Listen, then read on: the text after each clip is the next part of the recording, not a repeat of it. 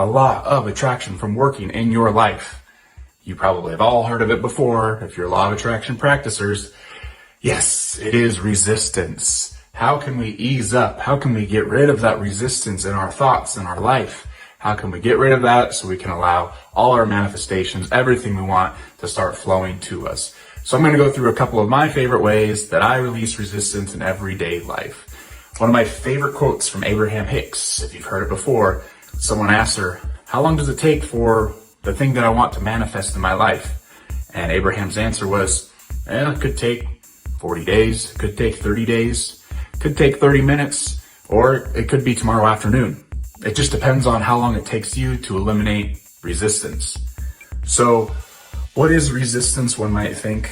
It's essentially like a contradicting thought. So you might have an idea, an inspired idea to go do something. Maybe it's to go join a gym. Maybe it's to start your own business. Maybe it's to call your mom on the phone. It could be as simple as that. And then right after you get that big idea, that little bit of fear starts coming into play. That little bit of resistance starts coming into play. Maybe if you were going to call your mom, maybe there's a voice in your head that says, oh yeah, but all she's going to do is get mad at me because last week I said this at the family reunion. Or maybe it's, you're going to join the gym and it's, but yeah, it's so hard and it's so time consuming and I don't think I have time for it. I want to get in shape, but I just don't have the time. So it's that feeling, that resistant feeling that you get anytime you want to do something, but there's something inside you that kind of holds you off from doing it. Maybe a limiting belief, you're doubting yourself, whatever the case is. Well, there's ways to eliminate this resistance, and we're going to talk about it. So number one, meditation. Meditation is big when it comes to law of attraction practicers because meditation is big in relaxing your body and calming those anxious responses to thoughts. It calms that negative emotion. If you can take 5 minutes, 10 minutes, I think 20 minutes is a perfect amount of time if you've got time for it. But any time works. Any type of meditation time frame works. But if you can do like 20 minutes of meditation a day, within a few days, you'll be feeling so much better. You'll feel like you have more control over your life, more control over your thoughts.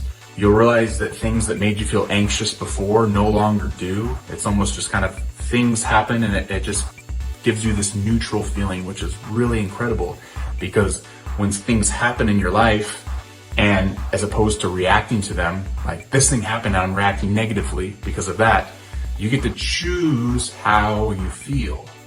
Because what most people don't think about is in our lives, we judge. We judge and we place labels on things based on our own fear.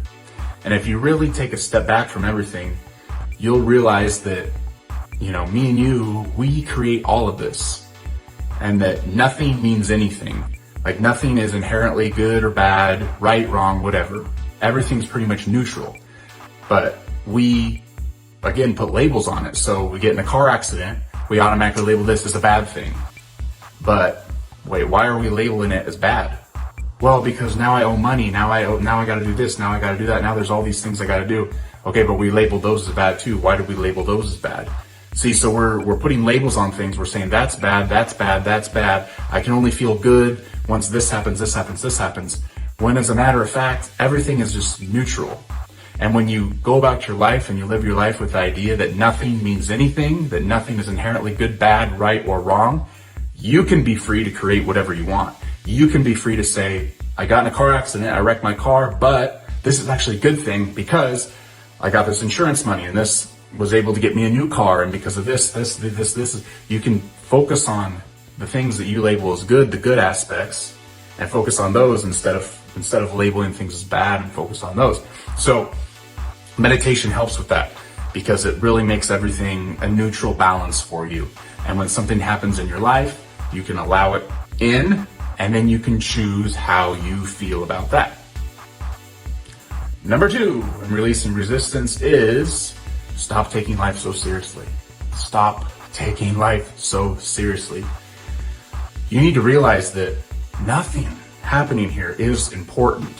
Again, we're going to go back to putting labels on things. You label what's important in your life. And when something doesn't go the way you think it should go, you are angry. You you attach, certain feelings to it. And so you feel negative emotion. But what if you approach life as a big game? What if, stepping out of the box a little bit, what if that's all life is? It's just one big game. What if we're just here to just play and have fun?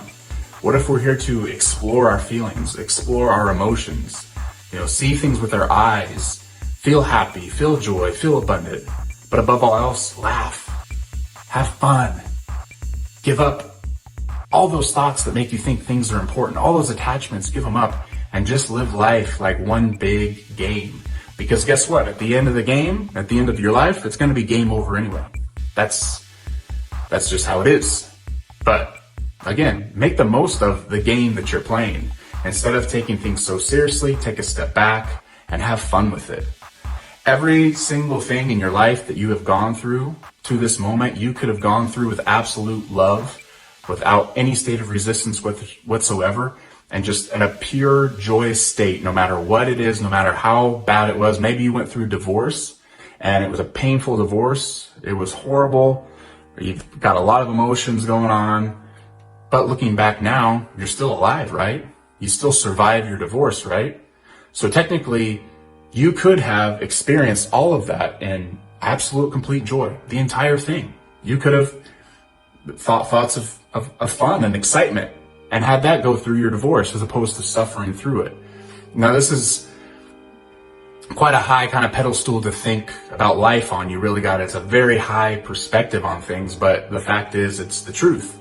And so if you kind of think about that in life, if you look at life as just one big game, that I can just go and play this game and I can have fun, and it doesn't matter what other people think of me, it doesn't matter what anybody says about me, because at the end of the day, I get to choose how I feel. This is my game and I play the game how I want to play it. You're going to relieve some of that resistance, because now all of a sudden you don't have your ego kind of knocking on you all the time saying, this is important, that's important, you should do this, you should do that. No. It's all a game. You can do whatever you want. You can have as much fun as you want to have fun. You can laugh. You can do whatever you want. You're free to choose. You're free to create your reality the way you want to do it. So instead of grasping onto things and making this important and that important, and I have to get this done, and I have to do that, and I have to do this, and I have to do that, and if I don't do this, and this, and this, and this, no. Stop. Ease up. Nothing is important.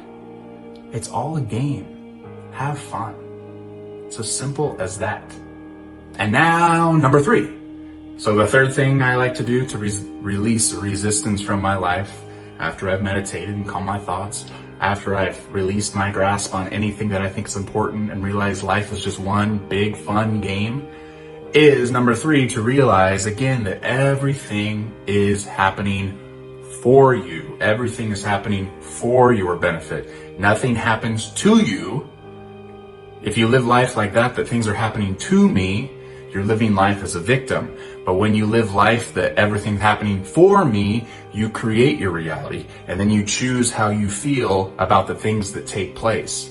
And realize that when things happen for you, everything that happens for you is for your highest good.